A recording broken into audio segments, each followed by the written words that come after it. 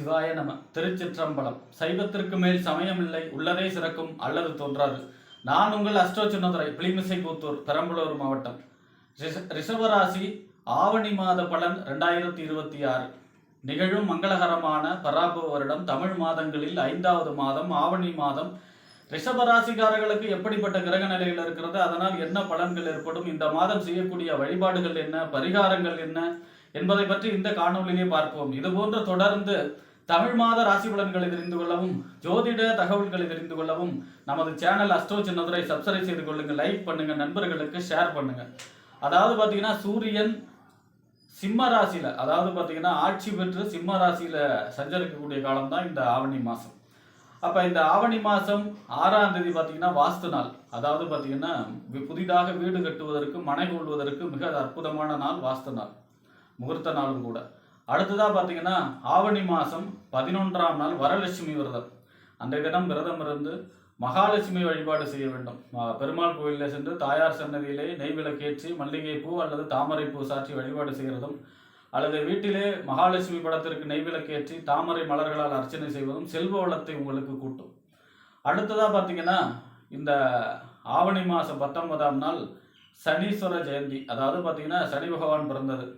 அன்றைய தினம் பார்த்தீங்கன்னா நவகிரகத்தில் சனி பகவான் மேற்கு பார்த்து இருப்பார், சென்டரில் இருப்பார்.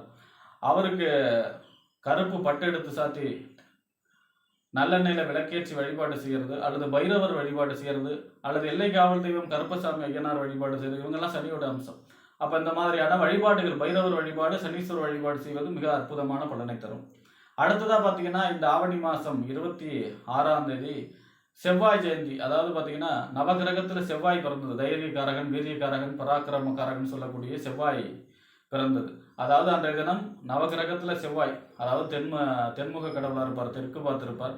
சிவப்பு பட்டெடுத்து சாத்தி வழிபாடு செய்வதும், விளக்கேற்றி நெய் விளக்கேற்றி வழிபாடு செய்கிறதும், அல்லது முருகப்பெருமானை வழிபாடு செய்கிறதும்.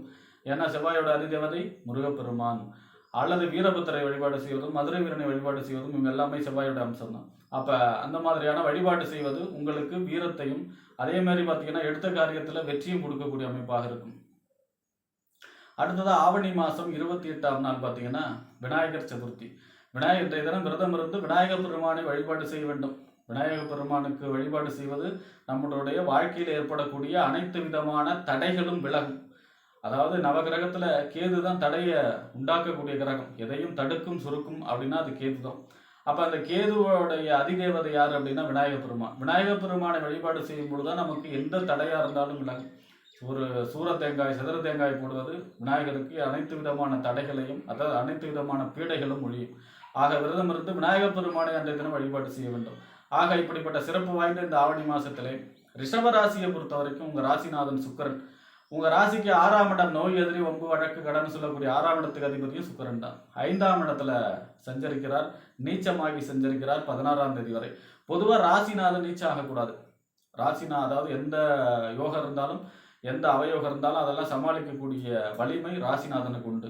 ராசிநாதன் 16ஆம் தேதி வரை நீச்சமாக சஞ்சரிக்கிறதுனால வழிபாடு செய்ய வேண்டும்.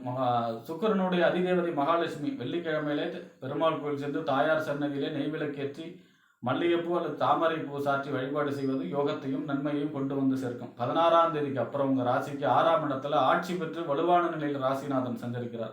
ராசிநாதன் வலுவடைவது நன்மை. ஆனால் 6ஆம் இடத்துல வலுவடைகிறாருன்னா அப்போ 6ஆம் இடமும் சுக்கிரனுடைய வீடு தானே. அப்போ பார்த்தீங்கன்னா ஆரோக்கியத்தில் அக்கறை செலுத்த வேண்டும். 6ஆம் இடங்கிறது என்ன? நோய் எதிரி வம்பு வழக்கு கடன் உத்தியோகஸ்தானம். உத்தியோகம் கிடைக்கும், உத்தியோகத்தில் பதவி உயர்வு கிடைக்கும், ஆனால் ஆரோக்கியத்திலும் அக்கறை செலுத்த வேண்டும். அடுத்ததாக பார்த்தீங்கன்னா உங்கள் ராசிக்கு 2ஆம் இடம், வாக்கு, தனம், குடும்பம், வருமானம் அப்படின்னு சொல்லக்கூடிய 2ஆம் இடத்திற்கும், 5ஆம் இடம் என்று சொல்லக்கூடிய புத்திரஸ்தானம், புத்தி, சிந்தனை, செயல்திறன், பதவி, விளையாட்டு இதெல்லாம் சொல்லக்கூடிய இடம் 5ஆம் இடம். இந்த 5ஆம் இடத்திற்கும் அதிபதி யாரு அப்படின்னா புதன். இந்த புதன் உங்கள் ராசிக்கு 3ஆம் இடத்துல செஞ்சிருக்கிறார். 5ஆம் தேதிக்கு அப்புறம் 4ஆம் இடத்துல செஞ்சிருக்கிறார். 21ஆம் தேதிக்கு அப்புறம் 5ஆம் இடத்துல ஆட்சி உச்சம் மூல திரிகோணத்தில் செஞ்சிருக்கிறார். அப்போ 3, 4, 5ல் செஞ்சிருக்கிறார். அப்போ 2க்கும் 5க்கும் உடையவர் இப்படி 3, 4, 5ல் சஞ்சரிப்பது நன்மை.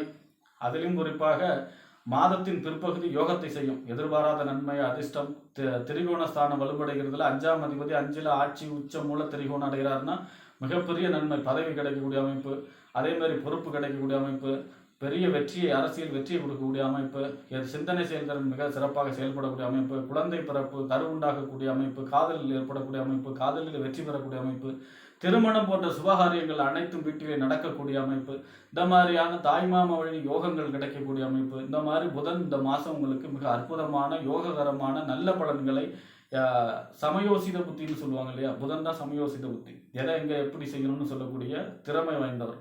அந்த சமயோசித புத்தி மாதத்தின் பிற்பகுதி ரிஷபராசிக்காரர்களுக்கு செயல்பட்டு தன்னுடைய புத்திசாலித்தனத்தால் வெற்றி பெறக்கூடிய மாதமாக இந்த மாதம் இருக்கும் ரிஷபராசியை பொறுத்த வரைக்கும். அடுத்ததாக பார்த்தீங்கன்னா உங்கள் ராசிக்கு 4ஆம் இடம், வீடு, வண்டி, வாகனம், மனை, தாயார், சொத்து, சுகஸ்தானம். 4ஆம் இடத்த அதிபதி சூரியன் 4ஆம் இடத்திலே சஞ்சரிக்கிறார், ஆட்சி பெற்று சஞ்சரிக்கிறார். ஆனால் கேதுவோடு சேர்ந்து சஞ்சரிக்கிறார். கேது எதையும் தடுக்கும் சுருக்கும் இல்லையா. 4ஆம் அதிபதி 4 ஆட்சிங்கிறது நன்மை. வீடு கட்டக்கூடிய யோகம், நிலம் வாங்கக்கூடிய யோகம், இடம் வாங்கக்கூடிய அமைக்கும், ரியல் எஸ்டேட் தொழில் செய்பவர்களுக்கு யோகமான காலம்.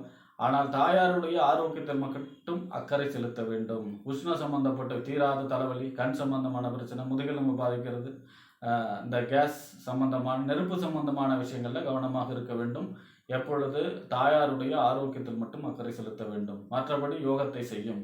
அடுத்ததாக பார்த்தீங்கன்னா உங்கள் ராசிக்கு 7ஆம் அதிபதியும் 12ஆம் அதிபதியும், 7ஆம் இடங்கிறது என்ன, வாழ்க்கை துணை ஸ்தானம், கணவன் அல்லது மனைவி ஸ்தானம், நண்பர்கள் ஸ்தானம், கூட்டு தொழில், சமூகம், வாடிக்கையாளர்கள் சொல்லக்கூடிய இடம். 7ஆம் இடத்திற்கும் 12ஆம் இடம் என்று சொல்லக்கூடிய விரயஸ்தானம், அயன சயன போகஸ்தானம். விரயஸ்தானத்துக்கு அதிபதி யாருன்னா செவ்வாய். இந்த செவ்வாய் உங்கள் ராசிக்கு 2ஆம் இடத்துல வாக்கு, தனம், குடும்பம், வருமானம் சொல்லக்கூடிய 2ஆம் இடத்துல இருக்கிறார். 7ஆம் அதிபதி 2ல் இருக்காருன்னா வாழ்க்கை துணை வழி வருமானங்கள் கிடைக்கக்கூடிய அமைப்பு, கூட்டு தொழிலில் நல்ல வருமானம் கிடைக்கக்கூடிய அமைப்பு. ஏன்னா 7ஆம் இடம் கூட்டு தொழில், வியாபாரத்தில் வாடிக்கையாளர்கள் பெருகக்கூடிய அமைப்பு, அவர்களால் வருமானம் பெறக்கூடிய அமைப்பு, குடும்பத்திலே சுப நிகழ்ச்சிகள் நடக்கக்கூடிய அமைப்பு. 7ஆம் இடம் திருமணஸ்தானம், அப்போ திருமணம் போன்ற சுபகாரியங்கள் நடக்கக்கூடிய அமைப்பு. குழந்தை பிறப்பு, 7ஆம் இடம் 2வது குழந்தை பிறக்கக்கூடிய அமைப்பு, கரு உண்டாகக்கூடிய அமைப்பு. நம்ம நண்பர்களால் நன்மைகள், ஆதாயங்கள் ஏற்படக்கூடிய அமைப்பு, அவர்களால் வருமானம் பெறக்கூடிய அமைப்பு, குடும்பத்திலே சுப நிகழ்ச்சிகள் நடக்கக்கூடிய அமைப்பு. ஏன்னா 12ஆம் இடத்த அதிபதி அவர் தான். 12ஆம் இடத்த அதிபதி 2ல் இருக்காருன்னா குடும்பத்தில் சுப நிகழ்ச்சி நடந்து செலவு, குடும்பத்திற்காக, குடும்பத்தில் உள்ள உறுப்பினர்களுக்காக செலவு செய்யக்கூடிய மாதமும் இந்த மாதம் ரிஷபராசிக்காரர்களுக்கு. ஏன்னா செவ்வாய் 2ஆம் இடத்துல இருக்காரு. அப்போ வாக்குல மட்டும் கொஞ்சம் கவனமாக இருக்கணும். 2ஆம் இடங்கிறது செவ்வாய் வாக்குஸ்தானம். செவ்வாய் இருக்காரு அப்படின்னா ஸ்பீடு. அப்போ வாக்குல கவனமாக, பேச்சில் கவனமாக இருக்க வேண்டும். மற்றபடி பார்த்தீங்கன்னா இந்த மாதம் பிற்பகுதி ரிஷபராசியை பொறுத்த வரைக்கும் இந்த மாதம் பிற்பகுதி அமோகமான நன்மையான புத்திசாலித்தனத்தால் வெற்றி பெறக்கூடிய, எதிர்பாராத, ஏன்னா சுக்கிரனும் 16ஆம் தேதிக்கு அப்புறம் தான் உங்கள் ராசிநாதன் வலுவடைகிறார்.